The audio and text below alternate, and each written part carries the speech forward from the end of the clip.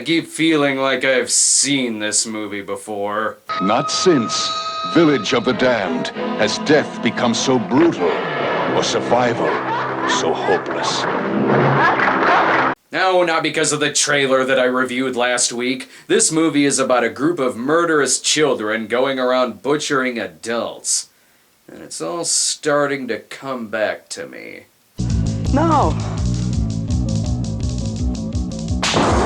At least now I know how this movie is gonna end, with a joke on the children. But, according to that guy with the glasses, I've already reviewed this movie. So logically, I could just sit here and do nothing, because staring at a door and some wall comforters is a lot more exciting than sitting through Devil Times 5. This is a 1974 slasher film that's sorta like the Buttercream Gang, that is, if you gave them weapons and asked them to kill people. It's the kind of slasher film that most people would be too scared to make today, what with the whole children murdering people thing. But then again, they could be worried about other things, like whether or not people smoke in films. Well, this is why the kids are up to no good. It's a snow day. If they were stuck in geometry class, none of this shit would be happening. And if your movie is never gonna win an award, just give it a gold statue right in the opening credits. The original title for the film was People Toys, because even when I'm not reviewing a porno, it still sounds like I'm reviewing a porno. You can tell there's an alternate title, because when the title does pop up, they just stick the poster image over the screen. Why not just replace the entire film with Willy Wonka and the Chocolate Factory? You'll get no complaints from me. Well, that's better than the other title, The Horrible House on the Hill. I wonder if it's next to The Last House on the Left or The House on Haunted Hill. Just look at this poster. What Wendy saw them do will make you sick to your stomach. Who the fuck is Wendy? There's no Wendy in this movie.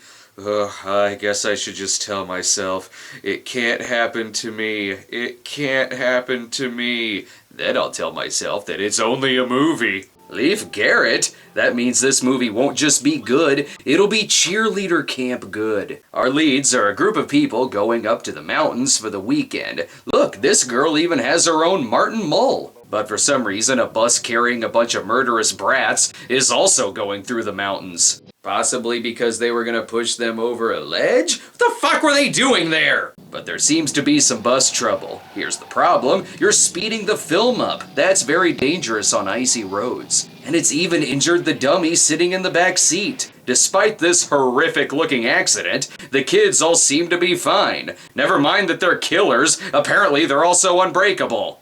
Not that the movie gives a shit about this.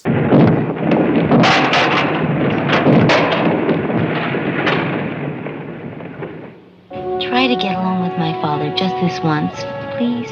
Tonal shift? You mind cutting back to the serious accident involving children?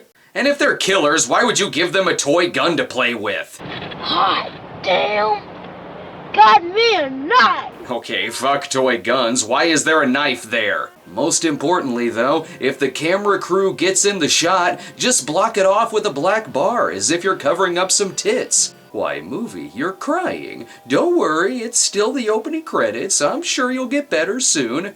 By the way, your bar is on fire. And holy shit, this guy is on fire. Sorry. Need to get my glasses fixed. Now's the time when we get to meet more of the characters. And I didn't even finish high school. But, if you don't like the noise, stay out of the plant. You're too much invested, darling. All right, let's get to work. Then she's gonna cheat on him with a bookworm, and then he's gonna kill the bookworm by stuffing pages of his books in his mouth, and then she'll force him to eat her dead lover's dick at gunpoint. Oh, sorry, that's a much better movie. Just think, if Rene Cardona directed this, these kids would be eating each other by now. The driver turns out fine. Why wouldn't he be? The kids seem unfazed as well. After about 10 minutes, the opening credits finally stop. What is it about movies featuring people escaping a prison transport via bus accident and really long opening credits? The Fugitive! Another movie I should be watching right now. Whoa, you didn't tell me this movie has the Mill Creek seal of approval. Mill Creek! No need to go out and buy the movie because you probably already own it. You know the movie's good when it only costs about a penny to release it. I sure hope this movie surpasses Savage Weekend and Day of the Panther in spare change quality. Ah, this'll melt the snow. Scotch breath. And the resort has its very own Torgo. You're very strong, aren't you? I'm very strong. I chopped all the wood for Papa Doc, and I put it all the way up there. Show me. Pick me up. That is, if Mrs. Warren actually wanted to fuck Torgo. Oh, yes, you are strong. Now put me down. Put me down on the bed, Ralph. Have you ever wanted to make love to a woman? To touch a woman? Take your shirt off. Pull your pants down. Add in a sweet 60s soundtrack and you got yourself a scene from Forrest Gump. I don't know why this girl is so mad. If you invite the woman who has a fetish for man-children, you gotta expect her to be a little weird. You don't care what you do or who you do it to or what place or what time, do you? I'm doing my thing and you're doing yours. Yeah, but your thing is gross. And I didn't expect this movie to already go full Dynasty on us. You bitch.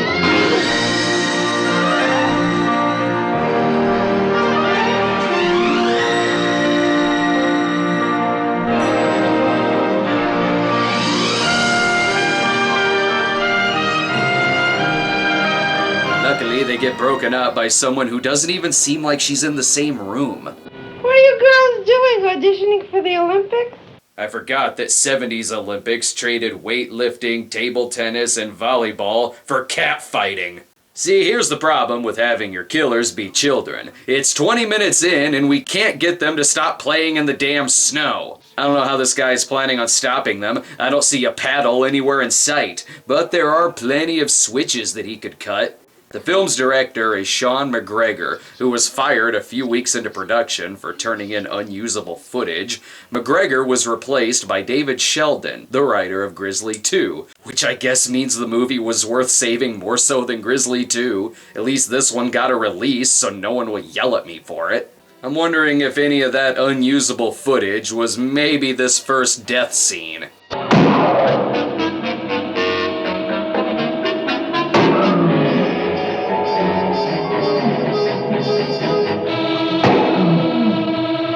And if that wasn't the unusable footage, did they just replace the cinematographer with one of the kids? This fucking death scene goes on for several minutes, and despite the length and the slow motion, I still can't tell what's going on. I'm just glad they held up this guy's head so we're reminded of who they're even killing. Is he dead? I should hope so. Yes, he's dead, and he's been dead for the past several minutes. Not that what they cut back to is any better. She's the indoor type. My baby's jealous. Thank you for flirting in such a way that sounds like Buffalo Bill talking to his dog. He even brings up the fact that he slept with a woman who has the mental disability fetish, and that doesn't seem to turn her off because the two end up having sex. And for no reason, it cuts away from the action to show us that someone apparently sneezed on the camera. What do I mean by action? Well, in tennis, there is a term called following through. Which I intend to do. I just wish you'd let me go at my own pace and not push me. Hardly enough! My head's killing me. Let's just drop it! This is why it's taken me so long to do this movie. Because it's boring as shit! And thanks for pausing on the guy's name badge. Lord knows it took me this long to read those few words. This movie is like the Dream Team if they were 10 and killers. Even the actors need liquid courage to get through this, and wait, what? Where the fuck did they come from? You showed 20 minutes of them walking, but no footage of them actually getting to the house. This movie found a way to be both slow and abrupt. I feel like there are other scenes the movie could be showing us besides all the damn bickering. Ooh, I recognize this from the trailer. What are you yelling about?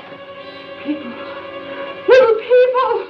Please, please. They're kids. They prefer the term midgets. Put on a damn shirt when you're talking to the children. You sure you want to take credit for this, Mill Creek? Oh, why the hell not? They're the ones that gave us that talking monster truck movie. If only the kids' brains were in the body of a 30-year-old, this woman would really want to fuck them. No one knows where the kids came from, but hopefully they can get some sleep. For as you can see by the window, it's really late outside. Leaf is really pulling off the leisure suit. In the 70s, even preteens dress like TV detectives. Just how did these kids get so crazy? Why don't you grow up? Why don't you grow up? She's sick.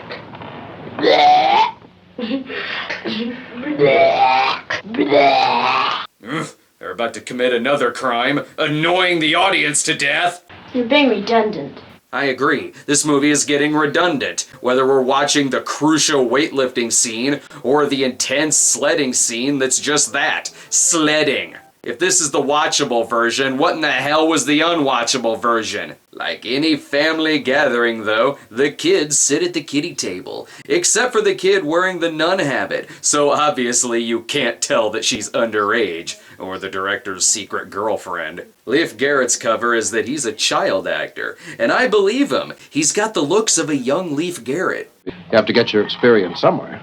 And Devil Times 5 gave him all the experience he needed to star in Long Shot. I don't know if Leif Garrett did anything else in his career, so I'm just gonna assume he only did B movies. Ooh, sorry, what did I miss? Kiss my ass. That's just what I thought. Without your job at Copperhaven, you'd starve. And... scene?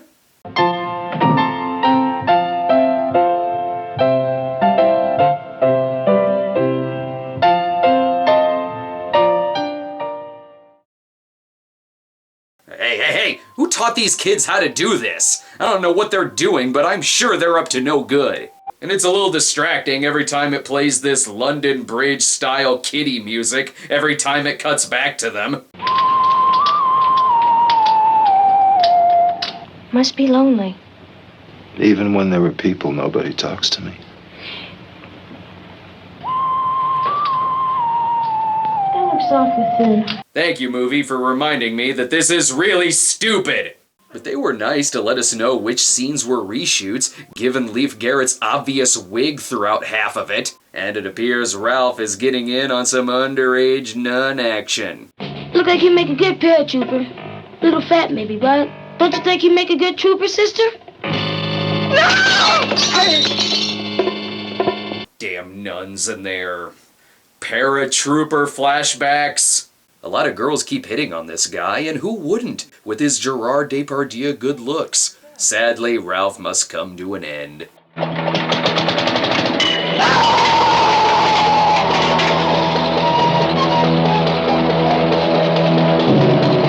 What the fuck just happened? This is the result of your kid being a little too good at Mousetrap, and being terrible at cinematography. Hell, I'm counting myself lucky that I can tell that this is a pool table. At least Leif got his hair back. Plus, the adults have found the beer. Never mind the kids, apparently a giant is living there too. Damn, this is romantic. Did you notice how hung up Susan is with fire? And the way Sister Hannah just sits there and stares at you with those cold eyes. White face.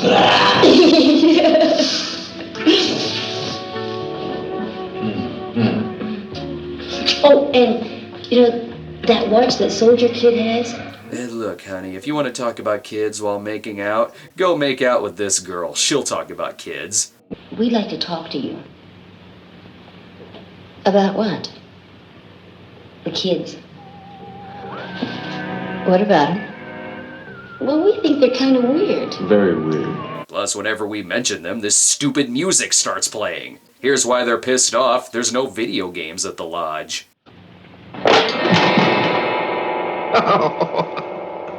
I'll set the board up. Yikes. Never mind Bobby Fischer. This movie should be called Searching for Bobby Joe Long. And if the adults can bicker, then surely the kids can too. Give me my dice! No! Give me my dice. It wasn't your turn. You didn't get a 6. It was my dice. You didn't get a 6, Brian. You didn't get a 6. Give me my dice back. You lost. Give me my dice back. You didn't get a 6. You don't give me my dice, I'm gonna punch you right in the mouth. No wonder they let Jason Voorhees drown. According to this movie, he was probably a very annoying child. Give this guy some more time and he'll make them even more crazy by telling them there's no Santa Claus. You mean you feed those little babies to those big ugly things? That's right. Here, you want to feed him? It's all right, honey. It's all right. This may be the first horror movie I've seen where one of the killers is set off by a goldfish. Harvey better brush his teeth. He's got a busy job playing every corrupt mayor in every blaxploitation movie ever. Or Boss Hogg. And I thought that being alone, snow, the mountains. Not tonight. This movie has music for everything. Murder, light banter, rejection. Here's where the real sexy scenes are, with this hybrid of William Hurt and Terry Bradshaw. Ho ho ho, yeah. If this scene gets any hotter, I'll call it a sequel to Bat Pussy. Later the next morning, they find Ralph and look just as confused as I am. Everyone is concerned, but not concerned enough to call off billiards. Could these little shits be the culprits? The rotor's gone. Hey, You calling me? yeah. Was David messing around with this car? No. Ah, good. We knew you were there by the stupid soundtrack. This is what the Omen was missing. Toy Soldiers music. Say, who's this lovely lady? Don't think I've seen you in this movie yet. Fuck, it's Leif Garrett. I guess the wig should have been a dead giveaway, except it was a slightly more convincing wig than the Peter Noon mop they give him for the rest of the movie. And right away, they suspect the kids of foul play. Not because of evidence, but because of plot convenience. Look, murder isn't a joking matter. I was just thinking, when is the beer commercial gonna come on? Ruth! I sure hope you're proud of yourself, movie. Not even your drunk actors can keep a straight face during this plot. The kids even stole the guns because they're filming their own anti-pot commercial. And just because they think the kids may be killers is no reason to not give them sharp objects. Great, it's in slow motion again. Brace yourselves, the hatchet will make contact in 5 minutes.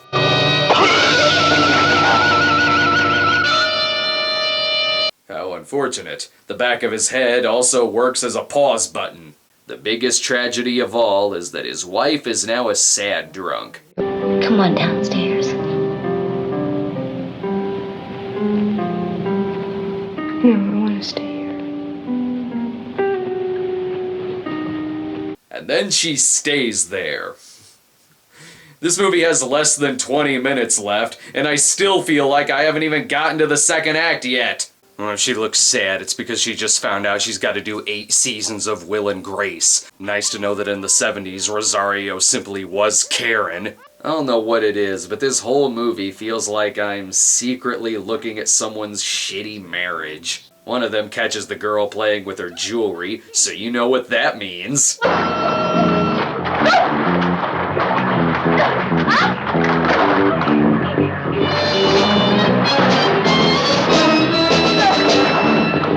Fucking piranha bath. Sorry, those are the breaks, but I still feel like we should be focusing on the characters. I want to have the new sanitarium. Oh, you do you? At twice the salary I'm getting now.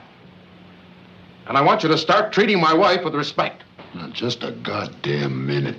And I'm going to chop the wood because I feel like it. All right, cut back to the piranha. At least I understand what their motivation is. With character names like Papa Doc and Lovely, now I'm of the opinion that not only did the kids shoot it, but they also wrote it. And did the goddamn music. You such a bitches! Leave her alone! Leave her alone! Don't get those guns! Why have a person make stupid noises behind you in a movie theater when the movie can just do it for you? I don't know about you, but I blame violent video games for their behavior.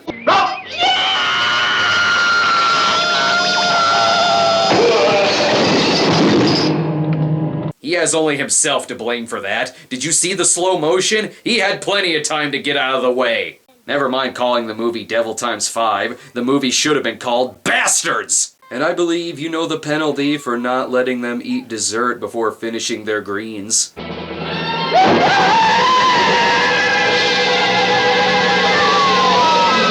Fire, bitch! Sorry, I don't know how to react to this scene. There's no silly music playing.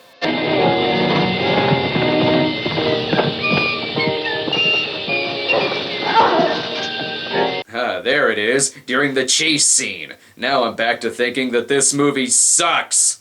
I don't understand. How hard is it to put these little shits in timeout? It cuts to the next morning, and the ill-placed slow motion is telling me that he's been climbing that ladder all goddamn night.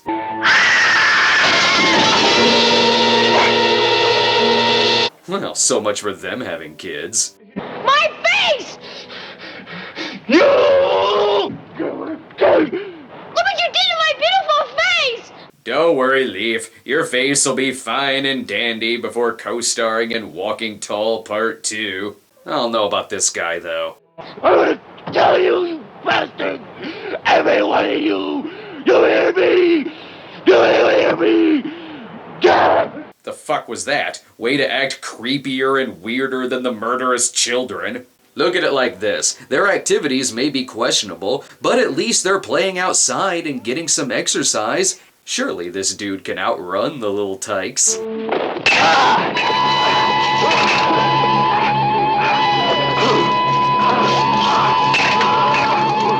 damn, these kids are like Kevin McAllister if... Well, these kids are exactly like Kevin McAllister. This is W.C. Fields' worst nightmare come to life.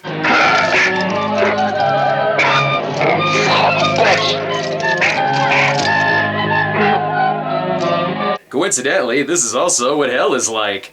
And then the movie just ends, because it has no problem showing the kids kill people, but it isn't brave enough to actually show the little fuckers get killed. The least it could have done is made them clean their fucking room. Whoa, wait, it's just the beginning? No.